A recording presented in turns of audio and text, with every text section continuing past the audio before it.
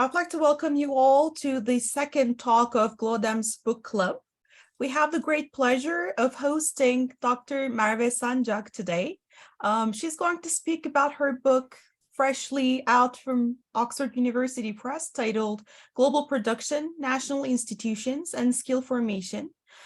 Before I give the floor to Dr. Sancak, I also would like to briefly speak about our author today. Dr. Merve Sancak is a lecturer at the Institute for International Management at Loughborough University, London.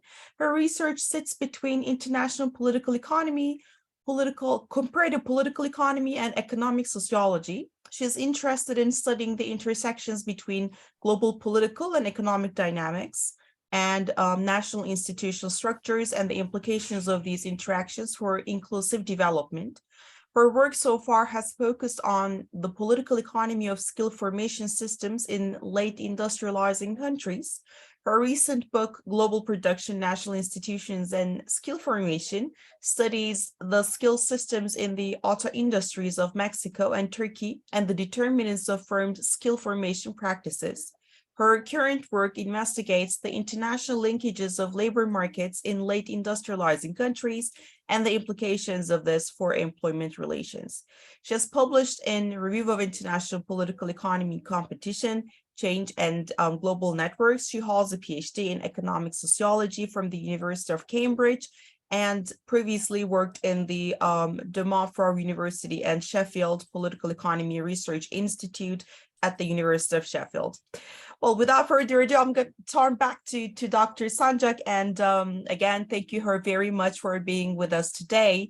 My first question about the book is going to be, can you first of all tell us a little bit about the book?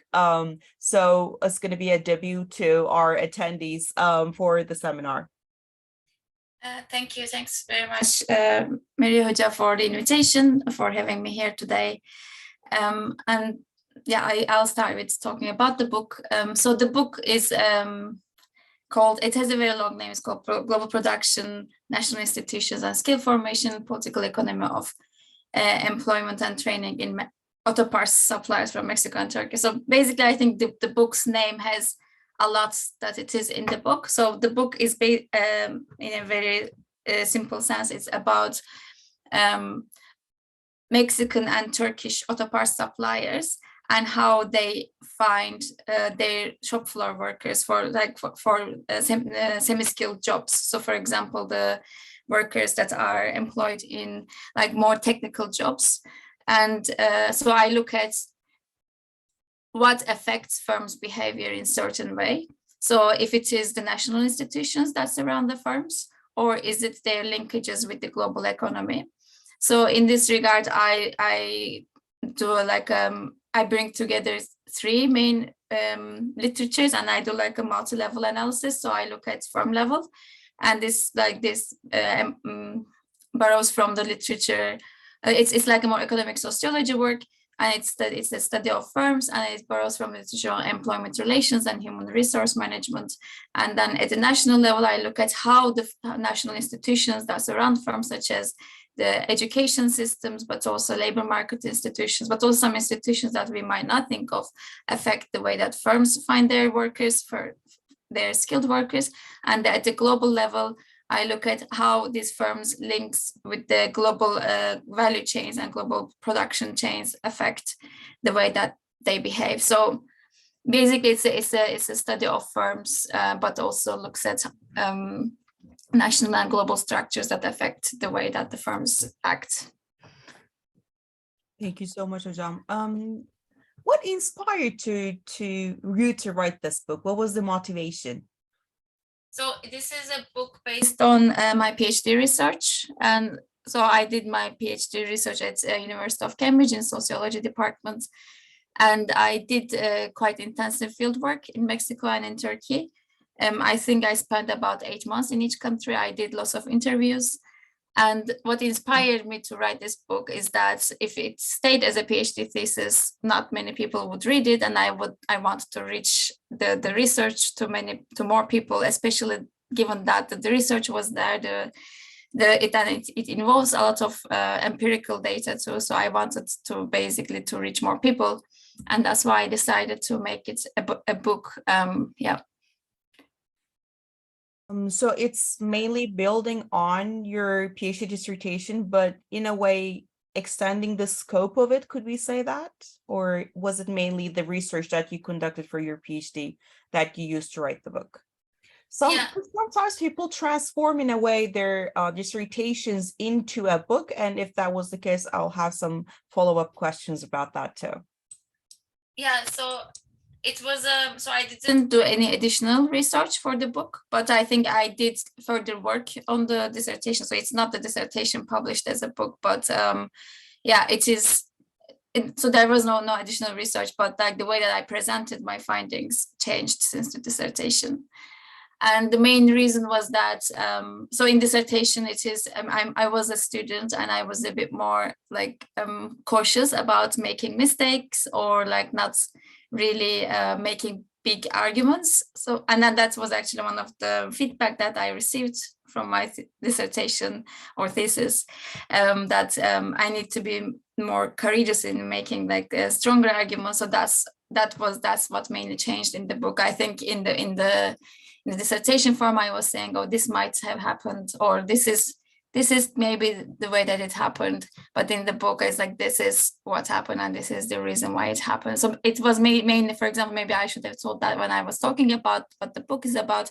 So my main argument is that, so basically in this thing, I also look at the discussions in international political economy, which kind of focuses more on globalization and the convergence of the for example, let's say economic behavior across the countries versus varieties of capitalism literature or like institutionalist literature, which thinks the different countries have different behavior based on their institutions.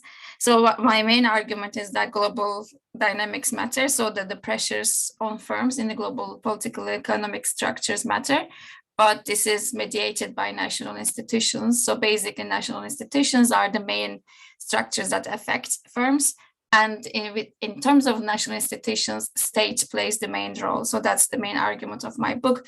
But this wasn't that obvious, or I was making this argument more cautiously in the dissertation, and while in the book, I made it stronger. Yeah.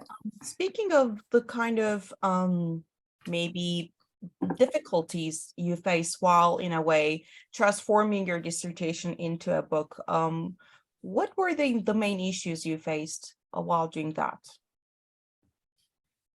I think so. With the book, I tried to reach to more people, or like an audience maybe that wouldn't be directly related to, let's say, economic sociology or political economy. Maybe the main issue was, but then in the thesis, I had lots of details, and I think it was hard to get rid of the details.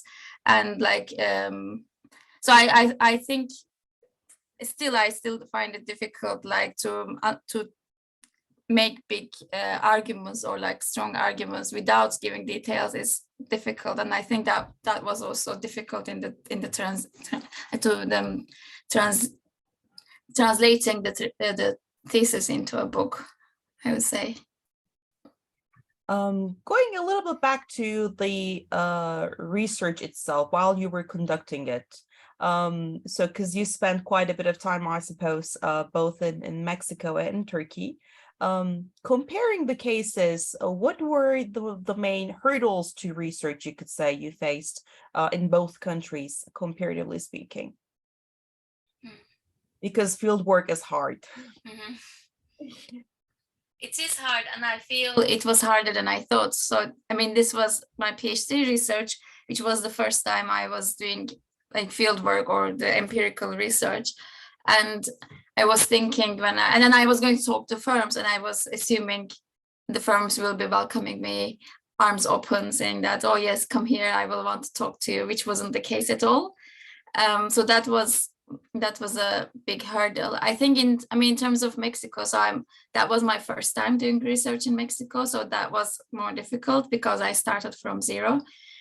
So I went there, I was affiliated as a visiting researcher at a research institute, which I thought would help me, but that was also difficult. I mean, we all know academia is not always very connected with the real world people. So I was hoping that when I went to this research institute, they would like show me directions to talk to certain people to be able to find my interviewees, and which wasn't the case. I think the important thing was that I had like letterheads from this university within Mexico, which I think created kind of access or like more familiarity with the companies I talked to in Mexico.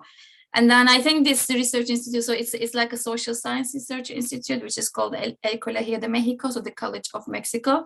So it's based in Mexico City. And it's not a university. I mean, it has some undergrad programs, but it's basically a research university. So I maybe because of this, like they didn't have many connections with, for example, businesses or firms, but they had a lot of connections with public institutions in Mexico, like the education ministry, labor ministry. So they helped me contact my interviews in those locations, but not firms. In terms of firms, I think I had to use different methods. So I went on there. There's like directory of firms, which is published by one of the public institutions. I found a list of Mexican firms in there, and then I tried to call them, which like sometimes they didn't respond. So first I tried to email them and they didn't get back to me, and then I tried to call them. But I think something that was helpful is the new technologies, LinkedIn. So I found some of these firms on LinkedIn, and I found someone who works in this company on LinkedIn, and then I tried to contact that person, etc. So it was very helpful. One thing I think I also had like some friends who, like I made some friends who knew another friend. So it was like more informal contacts. So who knew someone who works in the automotive industry. So they had some contacts, etc. So it was also the case, a similar case in Turkey.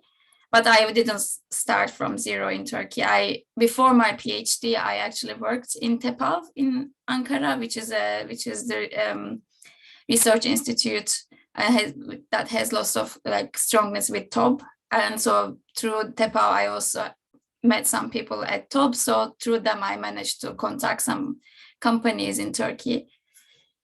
And TOB also has really strong links with some, like with education institutions, the Minister of Education in Turkey, also Minister of Labor. So I also managed to have interviews with them. I actually have TOB in my acknowledgements because they helped me access with lots of interviewees. Yeah. Again, I mean, that might not necessarily be the core of course the research itself, but I mean, if you probably got the chance to also compare in a way the culture while you were interviewing, in a way comparing your interviewees of how they interact, do you see any similarities or differences?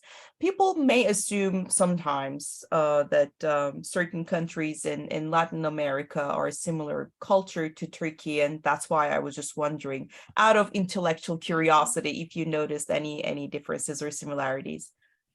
I was also expecting similarities. I think one thing was that I was a foreigner in Mexico, and also I ended up going to these industrial zones, which are outside of the city.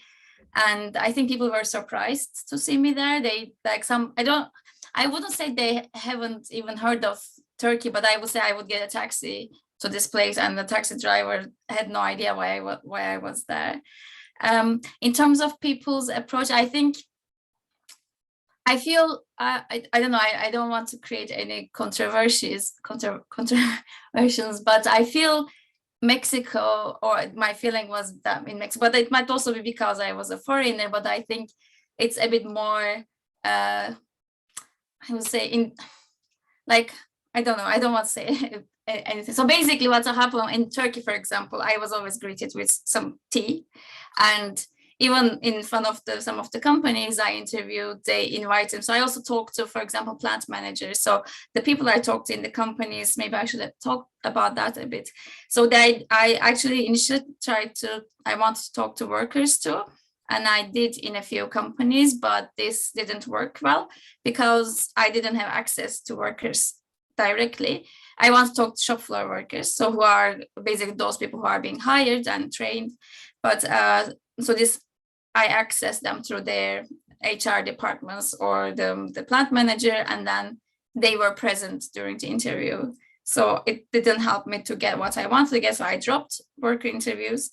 And so in the end, I ended up interviewing people that are in charge of HR, so in charge of training and recruitment, but also people who are in charge of their client relations. So these are auto parts producers that sell to companies like Ford, Volkswagen, Toyota, etc., or their suppliers. So I talk to those people who like the quality managers or people who are in the quality departments. And sometimes I talk to plant managers in smaller companies who don't have this strict different departments. And in some companies, and in Turkey, in most companies, I always had tea. I was offered tea, or I was invited to visit the shop floor, or in some of them, I was even invited to have lunch with the workers there. But this wasn't the case at all in Mexico. And this never happened. And I'm not sure if it's because there is no culture of offering something to a guest. I'm not sure if that's the case, but I also feel it also shows the differences in terms of what companies offer to their workers as well. Because in Turkey, especially if in these companies where people are have regular contracts or permanent contracts, one of their benefits often is, for example, lunch is a benefit in a company, or access or transport, for example, free transportation to the company is one of the benefits. But this kind of benefits don't exist in Mexico. Workers are left to themselves to come to the company, and they also have to bring their own lunch. There is no lunch provided. So I feel that might be also related to that, what I was being offered in each country.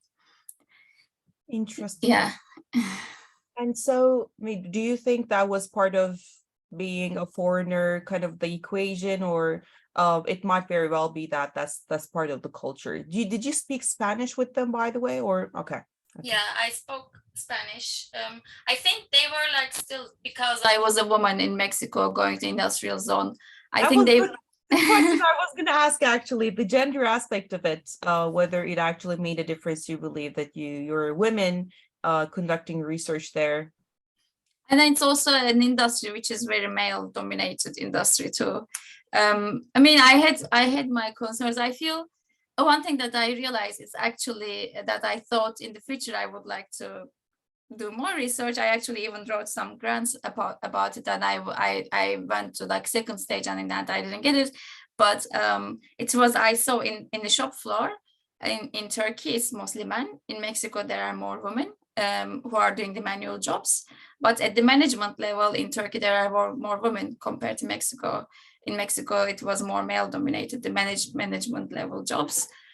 So I feel that, I mean, gender aspect was mostly about getting physical access to the company, because these are remote areas and it's often they are deemed as insecure, or they not I don't know. I for example in Mexico I either often get taxis, or sometimes in one firm. So that's one thing that's so different, maybe not different, but then they were sometimes concerned about my security, so they helped me to get to the next place. Either they helped me to get a taxi, or sometimes they even gave me a lift. Even though they didn't give me tea, they gave me a lift to the next place. I feel in Turkey that wasn't the case at all. I feel maybe that in Turkey people were less concerned about security, and yeah. I see. And if you were to conduct a similar research in a, let's say, country from the global north, do you think that would make any difference in terms of the way you interact with them, or a gender aspect, again, going back to that? I don't think I can say much, because I haven't been in a company from the global north. I don't think people treated me differently once I was there. I think it was more about getting the access. And it's, to be honest, in Mexico, it was, people didn't know it if it was a female name either. So I feel like it happened actually many times. They were like, oh, you're a woman. I was expecting a man. So, but I don't think they treated me differently once I was there. So yeah, I mean, I also was cautious. I mean, I talked to other people who did research, or like, I mean, I took that, I don't know, I try to look smart, and like, also I think there's gender, but also age aspect. So there's also the I think maybe I would say in Turkey, especially, age was more of an issue than gender, than people talking over you, thinking you are the inexperienced person and I'm going here to give you advice. I feel maybe like it would interact with gender, but I feel age is more, it's stronger influence, I think, in the interactions. And I mean, as you already mentioned that you had in a way a follow-up research as in a proposal form. Did you have any like preliminary hypothesis that you surmised from this research, seeing the differences between women having more upper level roles in Turkey versus Mexico?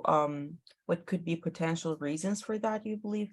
Again, maybe that's not really the core of the research, but just out of curiosity. Yeah, I was curious about that too, and then I did some research while I was applying for this funding, and it was based on desk research and statistics about women's employment, etc. And I think it is the interaction of gender with class. So in Turkey, the women's labor force participation is low in the poorer communities, I would say, like poorer backgrounds. In Mexico, it is higher.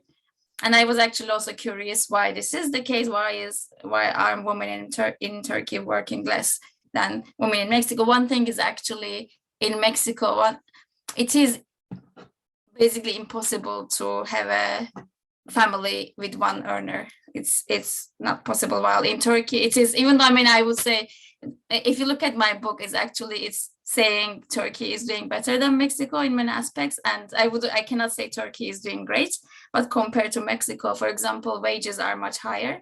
So it is often like, so in Turkey, I would say having poorer women not in the labor force is kind of a thing that is difficult to sustain. And in Turkey, it's possible because of the relatively higher wages. And in Turkey, the minimum wage is, I think when I did my research, was 6 times of the one in Mexico. So it's a big gap. And another thing I would say, I mean, that's then puts Turkey in a worse position than Mexico, is it is more common to being a single mother in Mexico than in Turkey. And then these single mothers, I mean, I wouldn't say it's a good thing, but then it comes to the acceptance of single motherhood, or like becoming a mother without marriage, etc. So that's more accepted in society in Mexico. But then these mothers have to work because they don't have someone to feed them. That's the lower class aspect in the I think that, but then it changes a lot in Turkey as the income of the people increase. So we see higher labor force participation of women in groups with higher income, and also like the attendance at universities. But also once the women are in the labor force, I think there is. I mean, I actually have no idea about this, but I feel the obstacles decrease compared to those women in from lower income groups. Thank you so much, Hocam. Going a little bit back to, again, the research itself and how it actually contributes to several literatures, I believe. It's a very interdisciplinary research in nature. And there's always a catch with that, right? I mean, you are speaking to multiple literatures, but at the same time, I mean, that's a good contribution, but that also brings additional criticisms for different perspectives. did you have any issues with that when you were conducting the research? You also have a really interdisciplinary background yourself, so that is a plus, of course, when you pursue such interdisciplinary work, but it still has layers of difficulties. I mean, that's what I know from my own work. Could you tell us a little bit about that too? Yeah, I mean, I'm thinking. So I mean, I think it is one thing that's, so maybe I'll start with my background. So I did actually start at Koç, and then I was studying economics, and I did study international relations. But I think that this question that I had in my mind the whole time I was doing these programs was to find out, why do we have inequalities? So I think that was my question: why do we have poor people and rich people in one country, but also why do we have poor countries and rich countries on the other hand? And I feel like when I was studying economics, I couldn't find the answers to this question. And actually, when I was at Koç, I did my dissertation, like undergraduate dissertation on social policy, and then I went on studying social policy as a master's, my master's. And then after that, I then moved eventually to sociology.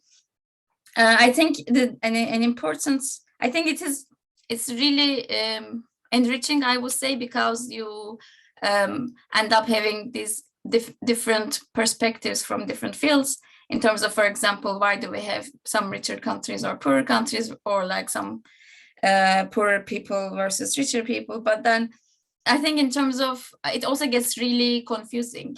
I think on the one hand, my research, my own supervisor, she was an economic sociologist. I mean, she's an economic sociologist. And I think, for example, when I was doing more political economy research, I think she was like, why do you do that? Like, let's focus on this aspect. But then that aspect wasn't enough for me. It wasn't sufficient to answer the questions that I was looking. But then when I hit the other aspect too, then I get more confused. I think it becomes more difficult to summarize what you think on the one hand. On the second hand, also, like when I started writing up, I'm not sure where I should send what I write, which journals, because some journals are really selective in terms of what they publish. And then I actually ended up one area which I then focus on, one research society, which is this SASI, which is called Society for the Advancement of Socioeconomics. And I just stuck there because I thought it was actually a group of people who think like me, who kind of bring together economic sociology, political economy, but also comparative political economy, but more recently international political economy too. So that was a good group to get involved for me. Otherwise, it's also quite lonely, I would say. For example, I was in the sociology department where everyone was doing more sociology research. And me doing interdisciplinary research didn't fit very well, for example, with the people in my cohort. And I couldn't get the feedback, for example, that I would like to from the people there. That was another, I think, difficulty of doing this kind of research. Thank you so much. We normally just do the talk first and then move on to Q&A. But I mean, as I had mentioned, I mean, our format is really flexible. And I just noticed we actually have a questions from our audience. If you don't mind, I'm just going to read that out loud. So those who listen to our recording later can also have an idea of what is being asked. It's from Professor Caner Bakır, actually. Hi, Merve. First, I wonder how firms' position in global value chains informed their behavior. What were inside-out explanations of skill formation? And two, I just wonder if there were conflicting institutional logics over skill formation processes at firm and national institutional levels. And three, how they were resolved with that effect, with what effect, sorry. Okay, thank you. Thank you, Caner, for the questions. First question is one of my chapters in the book. How does the firm's positions in the global value chain affect their behavior? So basically, the answer to this question is that firms in Mexico and Turkey are affected in very, very similar ways. So both companies I studied in both Mexico and Turkey, they produce similar types of stuff. So they produce either metal parts for cars, so either like not even the door of the car, but the metal of the door of the car, or they produce plastic parts. And so they are often as what is it called, what it's called in global value chain literature, they're like tier 2 companies. So they sell the supplier of Toyota, who then brings the pieces together, makes it a door, then which goes in Toyota car. So what happens in this value chain, so there are like the expectations of, for example, Toyota or Toyota's supplier from the Turkish and Mexican firms affects what types of workers they need in the company. So for example, that I based on this research, I come up with 2 types of relations that firms have with their clients. One of them is like in the global value chains literature is called captive value chain. So that's where the firms, the supply firms are very dependent on their buyers, and the buyers are very much controlling on what the suppliers are doing. And their main concerns are quality and in-time delivery of the products. So because of this, the suppliers need some skilled workers, and these workers need to have certain type of training. So it's one, so basically these relations affect that kind of skill formation practices in firms. So basically their needs for skills. On the other hand, there are these market-based value chains where firms need to have to produce very cheap products, and if they, so the competition is based on price, and this creates important pressures on firms to keep their prices low. And then this ends up firms having a group of workers that are on like temporary contracts and that are employed at the minimum wage. So basically firms' connections with the global value chains affect the types of workers they need in the firm. Second question would be conflicting institutional logics over skill formation processes. I feel maybe this is like related to the first question. So even though the types of workers that are needed in Mexico and Turkey are the same, the ways that they find these workers are different. So in Turkey, the ways that firms hire and train their workers is very linked to the public vocational education system. And also for example, in Turkey, the military service requirements is a big institution that is affecting how the firms behave. So in the end, and then also on the other hand, these companies are often, for example, big companies that are selling, or companies that are selling to big companies. So they don't want to have any, they are very cautious about having any problems or like work accidents, because then it can create reputation issues. So they don't have informal workers, or that's what they told me. And so what happens in these companies, but so they also, quite a few of them have their workers unionized, so it's also difficult for them to have temporary workers. So what happens in these companies is that they hire workers who didn't do their military service, and these workers are employed at minimum wage, but then they leave to conduct their military service. So this kind of creates like a natural way of reducing the number of workers. So like creating a flexible employment relations in Turkey. And because of and also there is the public vocational education system, they employ trainees from the vocational high schools, or they also employ trainees from the apprenticeship system. And also when I was doing my interviews, there was a new regulation at the time that was really affecting the firms in the automotive industry, which was requiring firms to employ only workers only with a valid vocational education certificates.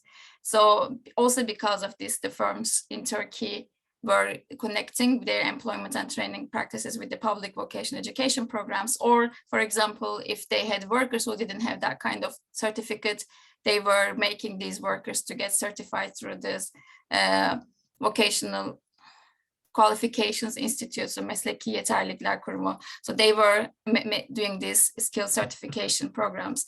So in Turkey, the conflict between firm level practices and the national institutions is very limited, because the institutions are quite defining what like the space that the firms have, and the space is very restrictive.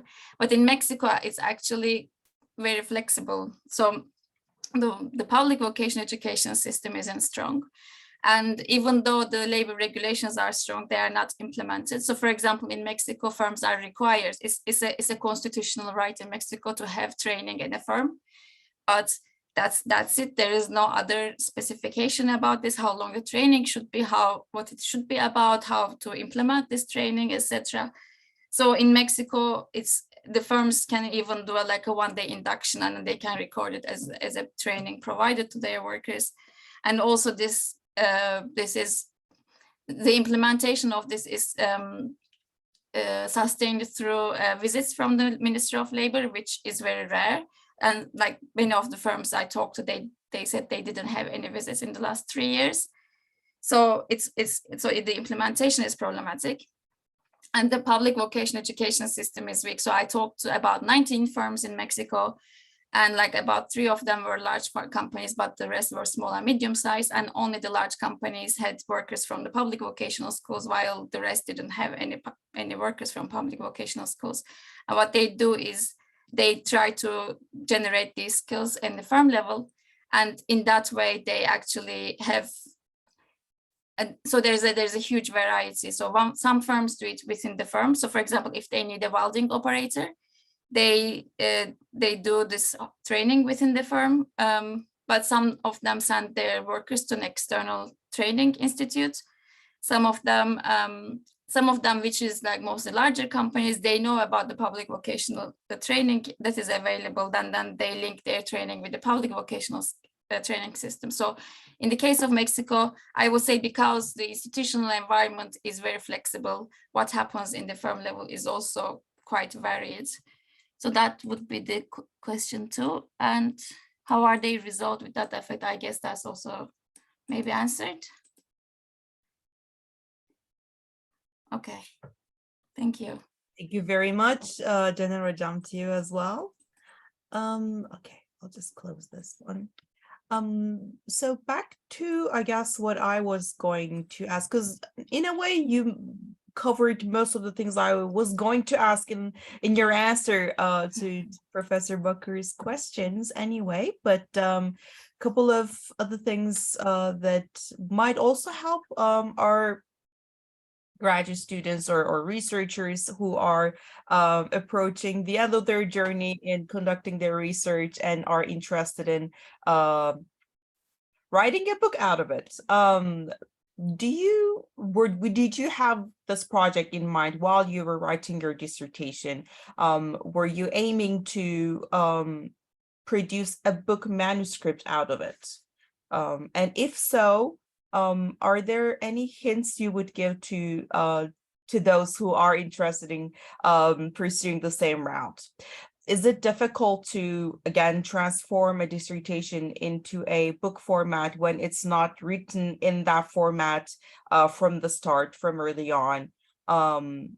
So that's going to be one of the last questions I'm going to ask you today.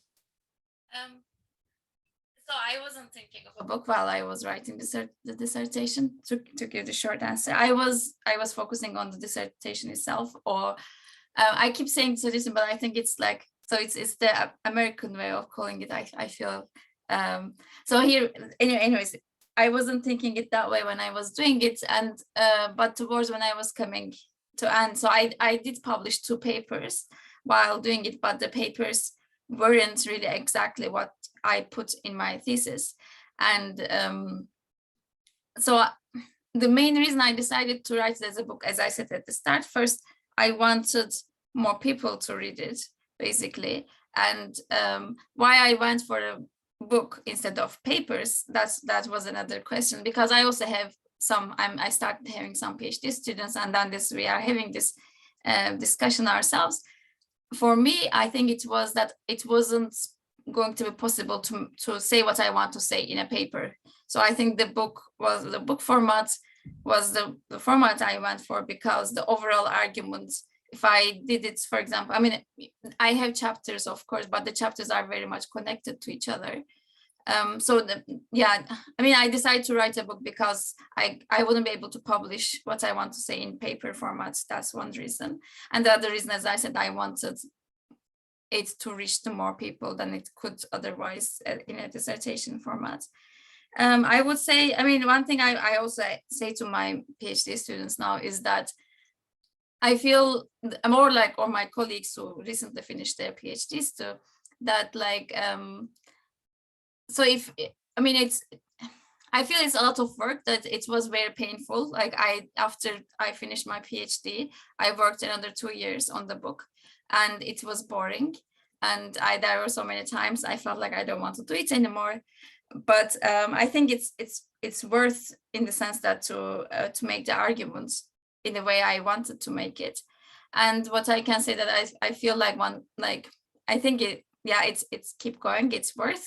And then I also feel like do it. Like I have lots of friends who are not doing it, and I say that you have already done the work. It's already there. What you need to do is just a little bit more work to make it like reach more people. And I think it's worth to do it. Like you have already done the research. The argument is there. The only way. I mean, that's what I did with my this, as I said, between my dissertation and my book. I just changed the way that I made the arguments, and so it was more work, but the work was already there. So I feel just keep going and do it. Especially in our fields, I suppose. I mean, in more maybe technical disciplines, it may not be as valued, but certainly in economics, in sociology, in political science, IR, books are still very much valued, and so we also very much look forward to reading your book. I'd like to turn back to our audience and ask if there are any questions. I think it's a good time to collect them. Again, I mean, most of our talks are watched after recording as well. So I also invite those who are watching this recording to send their questions to Dr. Sancak if they have any, I mean, those who missed out the live session could be wondering. Maybe in the meantime, I could also say that I feel like in terms of like what is required in academia for promotions and for employment, I feel maybe books are getting less attention. But I'm not sure. Like I had a book and I found a job, and I feel that was quite helpful in my finding. So I had some papers published, but not that many. So I feel that was still useful for me to get the job. So I feel it shouldn't be also disheartening for people to say, oh, the books are not valued in the job market, because I think it was valued in my case. So yeah. There certainly are. I mean, also in getting tenure, they really help the tenure files. So I mean, if you have any students watching, it's highly recommended. It is a painful, I mean, of course, process. Conducting research itself is not easy, but then transforming that into a book format, it's not easy. But I mean, I guess nothing's that easy in academia anyway. So Exactly. it is worth it. I don't see any follow-up questions at the moment, but I guess I can turn back to you and ask if there's anything you'd like to add or anything we haven't addressed you'd like to point out. I can't think of. Maybe I'll think. Okay, Hocam. Yeah. Again, for those watching, the Global Production National Institution Skill Formation book is available in an ebook format as well for those who are interested in. It is available both in hard copy and ebook formats, freshly out of Oxford University Press. And again, thank you so very much, Merve Hocam, for sparing time for us today. I know your busy schedule didn't actually allow. We were thinking of having an earlier book talk, but then I hope it still worked out for you before the holiday season really kicks off.